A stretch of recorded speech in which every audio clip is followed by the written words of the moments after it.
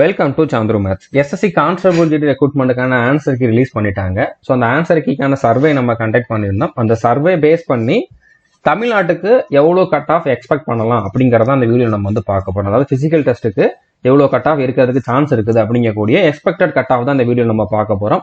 Both male female ரெண்டு பேருக்குமே தான் பார்க்க போறோம். ஓகே, ஸோ அதனால வீடியோவை ஸ்கிப் பண்ணாம ஃபுல்லா பாருங்க. இது வரைக்கும் நீங்க ஆன்சர் கீ டவுன்லோட் பண்ணல அப்படின்னாலும் டவுன்லோட் பண்ணிக்கோங்க.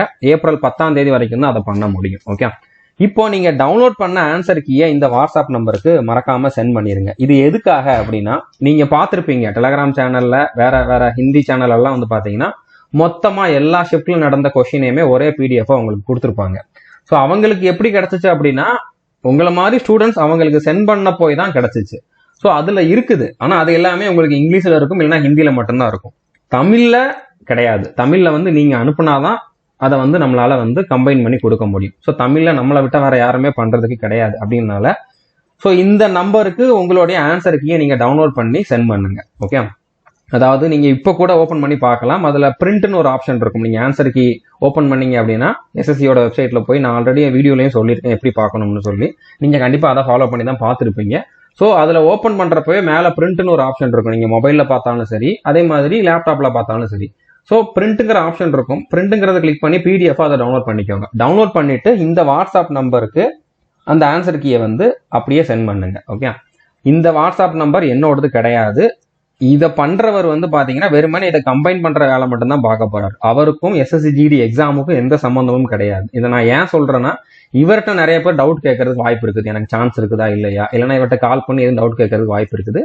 ஸோ அவருக்கு இதை பத்தி வேற எதுவுமே இன்ஃபர்மேஷன் தெரியாது. வெறுமனே கம்பைல் மட்டும்தான் பண்ணி கொடுக்க போறாரு நீங்க சென்ட் பண்ற பிடிஎஃப். அதனால இவர்கிட்ட நீங்க வேற எதுவும் டவுட் கேட்க வேண்டாம். வெறுமனே இதுக்கு மட்டும் யூஸ் பண்ணிக்கோங்க. நீங்க வந்து இந்த பிடிஎஃப் சென்ட் பண்றதுக்கு மட்டும் இதை யூஸ் பண்ணிக்கோங்க. நீங்க சென்ட் பண்ற பிடிஎஃப் ஒவ்வொரு ஷிஃப்ட் வைஸ் நாங்க அரேஞ்ச் பண்ணி மொத்தமா ஒரே பிடிஎஃப் நம்மளுடைய டெலகிராம் சேனல்ல ஃப்ரீயாவே ப்ரொவைட் பண்ணிடுவோம். ஸோ நீங்க சென்ட் பண்ணாதான் எங்களால பண்ண முடியும். அதனால முடிஞ்ச அளவுக்கு சீக்கிரமா இதை வந்து பண்ணிருங்க. நீங்க பிடிஎஃப் சென்ட் பண்ணிட்டு அதுக்கு கீழே நீங்க எந்த டேட்ல எக்ஸாம் எழுதுனீங்க, எந்த ஷிஃப்ட்ல எழுதுனீங்க அப்படிங்கிறதையும் மென்ஷன் பண்ணுங்க. அது உங்களோட ஆன்சர் கீழே இருக்கும். ஒருவேளை உங்களுக்கு அந்த டேட் மறந்துருச்சுன்னா ஆன்சர் கீழே ஸ்டார்டிங்ல இருக்கும். அதை பார்த்துட்டு கூட நீங்க வந்து மென்ஷன் பண்ணலாம். ஸோ ஃபார் எக்ஸாம்பிள் எப்படின்னா, நீங்க வந்து பிப்ரவரி 20ஆம் தேதி செகண்ட் ஷிஃப்ட் எழுதினீங்கன்னா நீங்க பிடிஎஃப் சென்ட் பண்ணிட்டு அதுக்கு கீழே 20/2/2024 செகண்ட் ஷிஃப்ட் அப்படிங்கிற மாதிரி மென்ஷன் பண்ணி அனுப்புனீங்க அப்படின்னா அவருக்கு கொஞ்சம் ஈஸியா இருக்கும். இந்த வேலையை பண்றதுக்கு கொஞ்சம் ஈஸியா இருக்கும். இல்லைன்னா ஒன்னையும் ஓப்பன் பண்ணி அது எந்த ஷிஃப்ட்னு பார்க்கணும். ஆல்ரெடி ஒரு ஷிஃப்ட்ல அனுப்புனவங்க கண்டிப்பா இன்னொருத்தவங்க அதே ஷிஃப்ட்ல அட்டன் பண்ணவங்களும் அனுப்புவீங்க.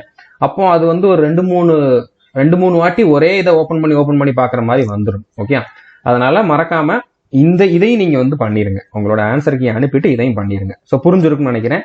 நம்ம கண்டக்ட் பண்ண சர்வேயோட ரிசல்ட் நம்மளுடைய டெலகிராம் சேனல்ல அவைலபிளா இருக்குது. நீங்க சர்வேல பார்ட்டிசிபேட் பண்ணிருந்தீங்கன்னா டெலகிராம் சேனல்ல ஃபீமேலுக்கு தனி லிஸ்ட், மேலுக்கு தனி லிஸ்ட், அதாவது இதுல டோட்டலா ஒரு 4000 பேர்கிட்ட பார்ட்டிசிபேட் பண்ணியிருந்தாங்க.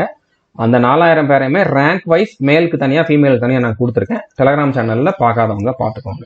ஓகே, ஸோ இப்போ இந்த கட் ஆஃப் அனாலிசிஸ் வந்து நம்ம வந்து அப்ராக்சிமேட்டா தான் சொல்ல முடியும். எக்ஸாக்டா இப்படிதான் அப்படிங்கிற மாதிரி சொல்ல முடியாது. போன வருஷமே நான் வந்து வீடியோ போட்டிருந்தேன். அதுல கொஞ்சம் கம்மியா சொல்லியிருந்தேன். கட் ஆஃப் ஆக்சுவலா கொஞ்சம் அதிகமா வந்துருச்சு. ஸோ நீங்க ஃபேக்கான ஹோப் கொடுத்துட்டீங்க, நான் நம்பிக்கிட்டு இருந்தேன், உங்களால தான் இப்படி ஆயிடுச்சு அப்படிங்கிற மாதிரி கடைசியில ஏன் மேல படிய போடுற மாதிரிலாம் ஒரு சிலர் சொல்லிட்டு இருந்தாங்க. ஆக்சுவலா அவங்க எடுத்த மார்க்கு கம்மி, அதுக்கு நம்ம ஒன்றும் பண்ண முடியாது.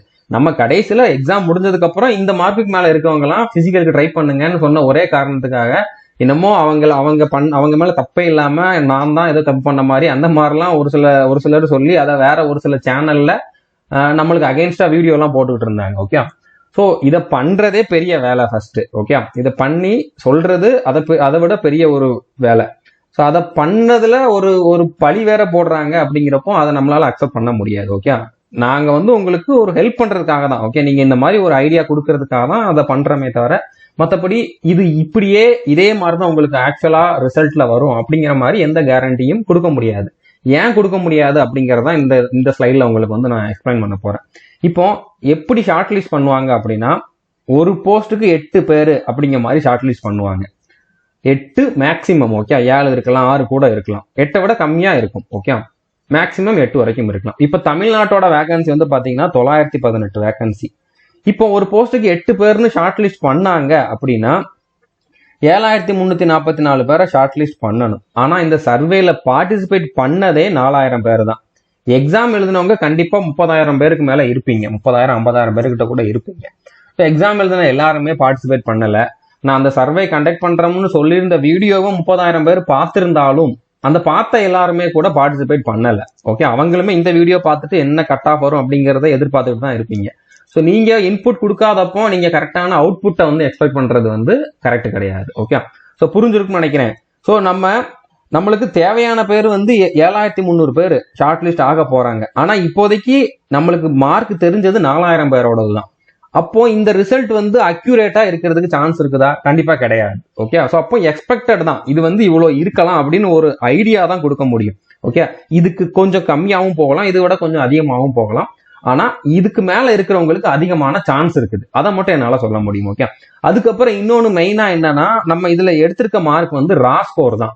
அதுக்கப்புறம் நார்மலைசேஷன் பண்ணுவாங்க. ரா ஸ்கோரை விட மார்க் அதிகமாகவும் ஆகும், கம்மியாகவும் ஆகும். லாஸ்ட் டைம்ல ஒருத்தர் 40 மார்க் கிட்ட தான் எடுத்திருந்தாரு, நம்மளோட ஸ்டூடெண்ட் தான்.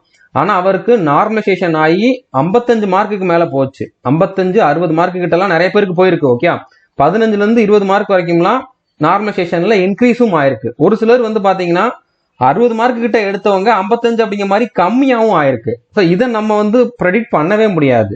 ஓகே, ஸோ அப்படிங்கிறப்போ இந்த மாதிரி நிறைய ஃபேக்டர் இருக்குது. அதனால நம்ம சொல்றத ஒரு ஐடியாவா நீங்க வந்து எடுத்துக்கோங்க. ஸோ புரிஞ்சிருக்குன்னு நினைக்கிறேன். ஸோ இப்போ எக்ஸ்பெக்டட் கட் ஆஃப் ஃபீமேலுக்கு என்ன இருக்கும்? இந்த மார்க்குக்கு மேல இருக்கிறவங்க எல்லாமே வந்து ரன்னிங் ப்ராக்டிஸ் பண்ணலாம் அப்படின்னு பார்த்தோம்னா, ஃபீமேலை பொறுத்த வரைக்கும் லாஸ்ட் டைமும் பாத்தீங்கன்னா பாஸ் மார்க் எடுத்தவங்க எல்லாருமே வந்து குவாலிஃபை ஆயிட்டாங்க. ஓகே, ஸோ அதை தான் நான் கொடுத்துருக்கேன். மினிமம் பாஸ் மார்க் நீங்க எடுத்திருக்கீங்க உங்களோட ரா ஸ்கோர் அப்படின்னா கண்டிப்பா உங்களுக்கு வந்து பிசிக்கலுக்கு ஷார்ட் லிஸ்ட் ஆகிறதுக்கு வாய்ப்பு அதிகமா இருக்கு. ஓகே, இப்போ யூஆர்னா 48க்கு மேல எடுத்திருந்தீங்கன்னா தாராளமா நீங்க வந்து பிசிக்கலுக்கு ப்ராக்டிஸ் பண்ணலாம் ஃபீமேலுக்கு.